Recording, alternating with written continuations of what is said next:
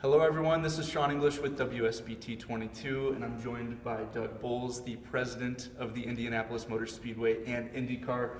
Thank you so much for joining us here today. We're getting ready for the greatest spectacle in racing in almost all of sports, I would even argue. We're close to less than 50 days out. Yep. How are we getting ready for this big day? Well, one of the things I love the most about the lead into the Indy 500 is these opportunities I get a chance to just really get around the state and thank Hoosiers for making the Indianapolis 500 what it is. It's an Indiana asset, not an Indianapolis asset. And really, there's so many stories around the state of Indiana that connect to the Indy 500. 109th running coming up. People all over the state continue to come down and support it, and that's really what I enjoy doing, getting out and saying thank you to everybody around the state of Indiana. And you're a Hoosier. You went am. to school in two different Hoosier schools.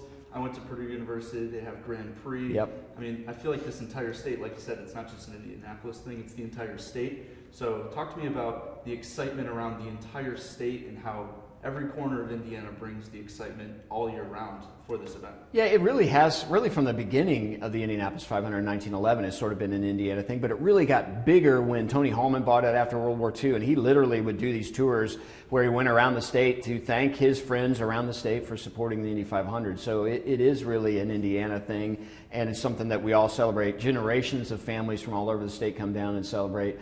I've got a son who's at Purdue as well. He's a senior, his last Purdue Grand Prix this year. So that's pretty fun when you get to go to Purdue and actually see cars running there. Obviously, IU does their bike race down there.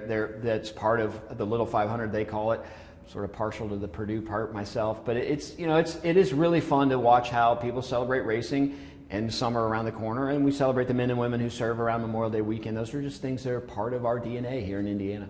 And what do you think makes it Indiana is a national state for the racing spectacles of all types, like you just mentioned? Why do you think this state it's the most important in this state? Well, I think really the fact that Carl Fisher and his folks founded the Speedway in 1909 and that first Indy 500 in 1911 when racing, the automobile even, was in its infancy. And so from really the beginning of the automobile and racing, Indianapolis has sort of been on that international stage, and we've continued to be that way around the Indianapolis Motor Speedway. So when Back Home Again in Indiana is performed on race morning, all of us in Indiana take pride in that, but those 120,000 plus people in the venue who aren't from Indiana, for those 90 seconds, they're Hoosiers. And I think that's one of the things that's really continued to make it special. And the fact that 350,000 people show up there on race day, it's the world's largest single-day sporting event, is another reason that just continued to make Indiana the place to be if you're into motorsports.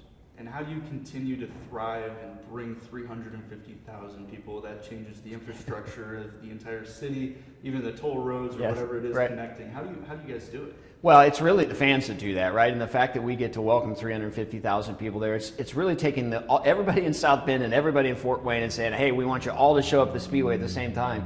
That's basically how many people we have there for the Indy 500. And it does take a lot of effort and planning. People often think that we just turn the lights on and go, but it's really an 18-month process to get there. But it really is those fans that come back year after year that introduce their children and their children's children to the sport that make it so special. And that's why these tours for me, when I get the chance to go around the state, are so special, because without those fans that do that every year, it's just really hard to have an Indy 500 every year that is the world's largest single-day sporting event.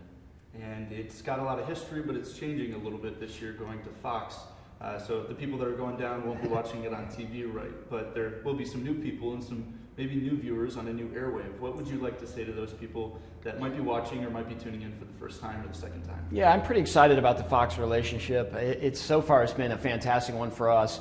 The effort that Fox, from a national standpoint, not just the local affiliates, but from the national standpoint, really trying to push the Indy 500 and the IndyCar series across the board. So we've already had 2 of our races on Fox. The Long Beach Grand Prix coming up, which has been 50 years, that race. All of those with a new network, I think, has given us some new energy, some new excitement around the Indy 500. So excited to see where that relationship goes. Certainly our numbers early on this year in terms of viewers has been up, and we think that'll continue throughout the whole season. And that's really due to the production quality and the passionate fans of the Fox affiliates around the state. What does the Indy 500 mean to you? The Indy 500 for me is just an opportunity to celebrate what it really means to be a Hoosier. We celebrate the men and women who serve, especially those who've given the ultimate sacrifice on Memorial Day weekend. But the ingenuity, the Hoosier hospitality, all the things that our state, oftentimes people forget we're a flyover state, but those things that make us so special, It all comes together on the Indy 500 race day. That pre-race to me really kind of showcases who the Indianapolis and Indiana residents are. And then when that race happens, just technology at the forefront. You think about all of the things throughout our state that we do on a technology front, manufacturing automobiles, the batteries, the new sustainability efforts that this state has that leads the world. I think that's really what it means to me. It's an opportunity for us to celebrate what it means to be a Hoosier. And let's talk about your newish position as the president of IndyCar. I mean, you're juggling a lot right there, and you're doing well on everything. What are you looking to see in the future of IndyCar now that you're the president? Well, I think for me, taking on this role as just not the president of the Speedway, but also the IndyCar series. So we race 17 races during the year. It's an Indiana product that we export around the country and into Canada when we race. But for me, it's really trying to generate some of that excitement and passion across all of those events that our fans and all of us have for the Indianapolis 500. Really leverage that new relationship with Fox, trying to make sure that we take advantage of that and we make that very successful. And then continue to really focus on the great racing that IndyCar has across the board. Our racing is really spectacular. Probably another racing series, not another racing series in the world that's as competitive. So continuing to try and build on that and just continue to grow that momentum of the IndyCar series as we look forward to a new car in 2027 and beyond. And you know, Project 100 was a few years ago, and you've been in the position as the president of Motor Speedway for about 12-ish years. What has been your most proud accomplishment? And I know you're going to defer and say it's the people, but if you could answer, what is the most proud thing that has happened in the last 12 years for you? Well, this is going to sound crazy, but you're right, it is the people. But I think maybe the most proud that I've been is last year's Indianapolis 500. We got so much rain, and the challenges we had. We'd had 163,000 people already in the venue when we had to ask them to leave because we had lightning and a storm coming.